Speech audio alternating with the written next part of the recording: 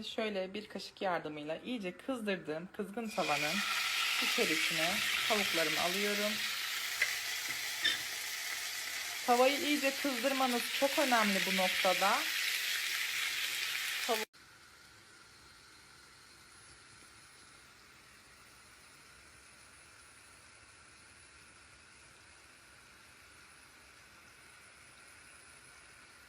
İyice kızardıktan sonra şimdi üzerine yarım paket kremayı ilave ediyorum.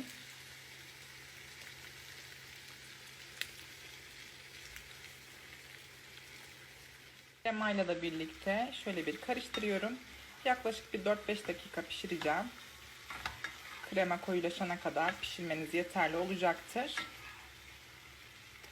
Zaten çok lezzetli bir tavuktu. Bir yandan da makarnanın suyunu koymuştum. Şimdi makarna suyuna şöyle bir çay kaşığı kadar zerdeçal ekleyeceğim. Renginin daha sarı olması için ekliyoruz. Şöyle bir karıştırıyorum. Ve hemen nasıl renk verdiğini görüyorsunuz.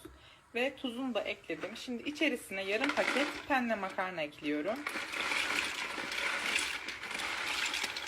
Aşamada tavuğu da unutmuyoruz. Kremam yeterince koyulaştı. Şimdi üzerine bir küçük kase kaşar peynir rendesi ekledim. Kaşar peynirleri de eriyince artık hazır hale gelecek. Ve artık ocağı kapattım. Bakın. Tavuk dünyası kekiklimin tavuğu hazır halde. Makarnaları da ilave ediyorum. Ve sosla iyice karıştırıyorum.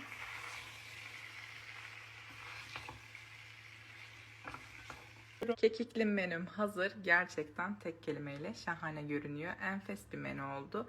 Eminim ki tavuk sevmeyeniniz yoktur. Bu tarifi mutlaka denemelisiniz diyorum. Özellikle çocuklarınız bayılacak. Kekikli menüm hazır.